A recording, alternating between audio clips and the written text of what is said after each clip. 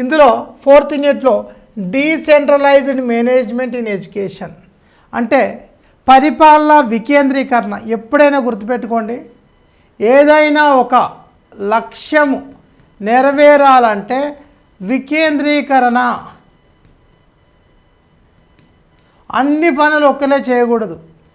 ఎవరి పని వాళ్ళు చేస్తే ఆ టాస్క్ అనేది తొందరలో పూర్తి అవుతుంది. కాబట్టి డీసెంట్రలైజ్డ్ ప్లానింగ్, వికేంద్రీకరణ ప్రణాళిక, district and sub district managements. అంటే డిస్ట్రిక్ట్ మేనేజ్మెంట్ అంటే డిఈఓ వస్తారు. డిఈఓ ఏం చేస్తారు, ఆ జిల్లాలోని పాఠశాల యొక్క పనితీరు, రికార్డ్సు, రిపోర్ట్సు, అదేవిధంగా విధానాల అమలు, ప్రత్యేక రూపకల్పనలు,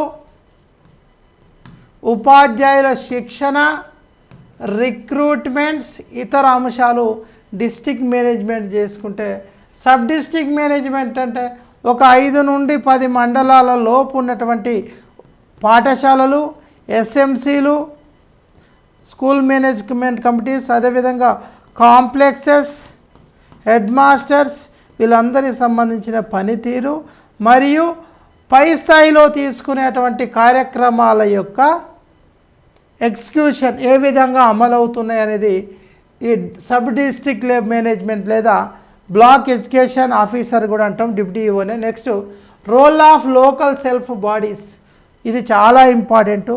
స్థానిక సంస్థల యొక్క రోల్ ఏ విధంగా ఉంటుంది.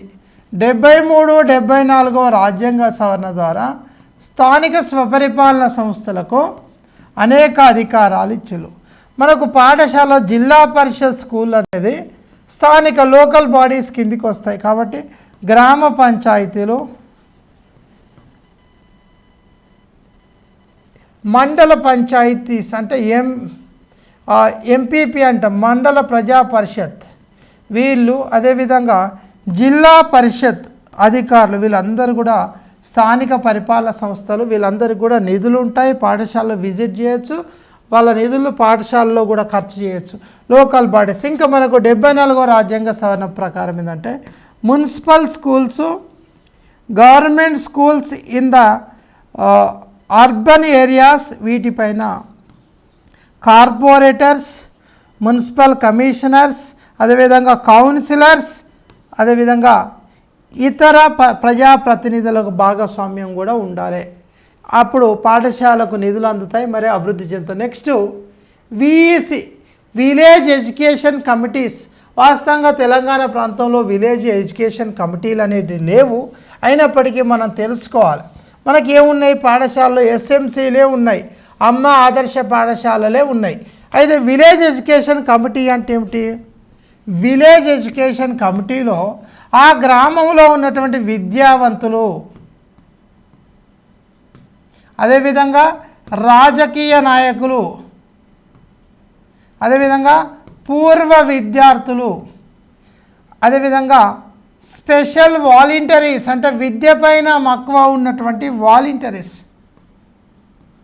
వీళ్ళందరూ కూడా విలేజ్ ఎడ్యుకేషన్ కమిటీలో, అదేవిధంగా తల్లిదండ్రులు, వీళ్ళందరితోటి ఒక కమిటీ ఏర్పాటు చేసి ఆ గ్రామంలో ఉన్నటువంటి పాఠశాలలు మెరుగైన ఫలితాలు రావడం కోసం వీళ్ళందరూ కలిసి పనిచేస్తారు. నెక్స్ట్ గ్రామ పంచాయతీ, మీకు తెలుసు, గ్రామ పంచాయతీలో సర్పంచ్, వార్డు సభ్యులు, వీళ్ళందరూ కూడా ఆ గ్రామంలోని పాఠశాలను ఒక ఉత్తమమైన పాఠశాలగా తీర్చిదిద్దడంలో భాగస్వామ్యం. Next community participation. కమ్యూనిటీ అంటే గ్రామ ప్రజలు, వీళ్ళు కూడా ఆ పాఠశాల అభివృద్ధిలో పాలు పంచుకోవడం అనేది మనకు యూనిట్ 4లో ఫస్ట్ పార్ట్. ఇక్కడ సెకండ్ పార్ట్ అనేది పోయింది, బట్ నేను మీకు ఎక్స్ప్లెయిన్ చేస్తాను. సెకండ్ పార్ట్ అనేది మిస్ అయింది ఇక్కడ. ఇందులో డెసిషన్ మేకింగ్,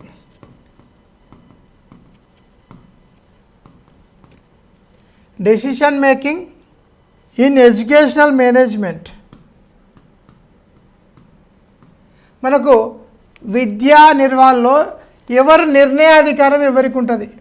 స్కూల్లో ఎవరికి ఉంటుంది? హై స్కూల్లో హెడ్ మాస్టర్, జిల్లాలో డిఈఓ, అంటే జిల్లా మన స్కూల్ మేనేజ్మెంట్ ఓన్లీ మన స్కూల్ గురించి.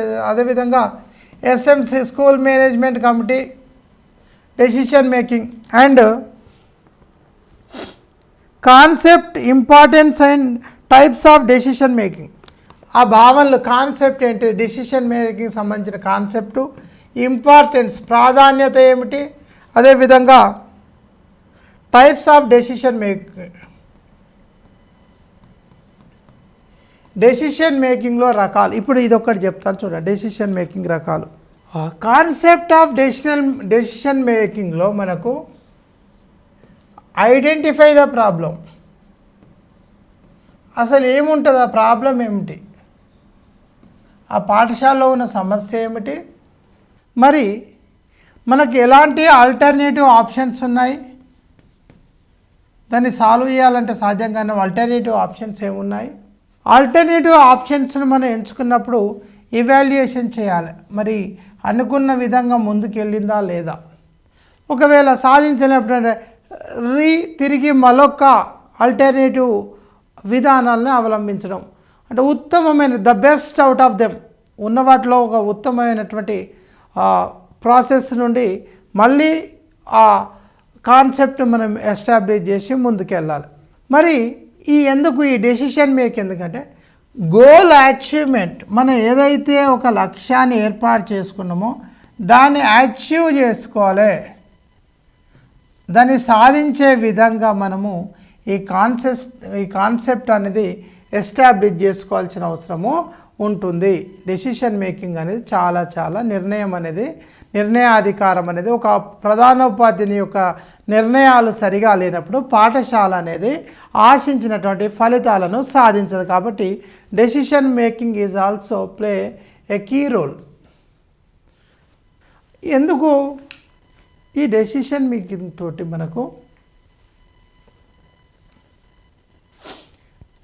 ఏదైతే ప్రాబ్లం ఉంటుందో ప్రాబ్లం సాల్వింగ్ అనేది జరుగుతుంది. ప్రాబ్లం సాల్వింగ్ అది అకౌంటబిలిటీని పెంచుతుంది. అకౌంటబిలిటీ, జవాబుదారితనాన్ని, పాఠశాల యాజమాన్యం యొక్క జవాబుదారితనం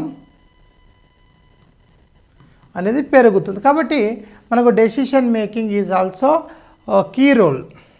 మరి ఈ డెసిషన్ మేకింగ్ టైప్స్, ఈ డెసిషన్ మేకింగ్ అనేది ఎన్ని టైప్స్ ఉన్నాయి, వెరీ ఇంపార్టెంట్. ఇక్కడ నుండి ప్రశ్న వచ్చే అవకాశం ఉంటుంది. Number 1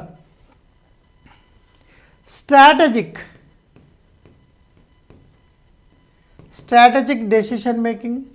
number 2 operational decision making. Number 3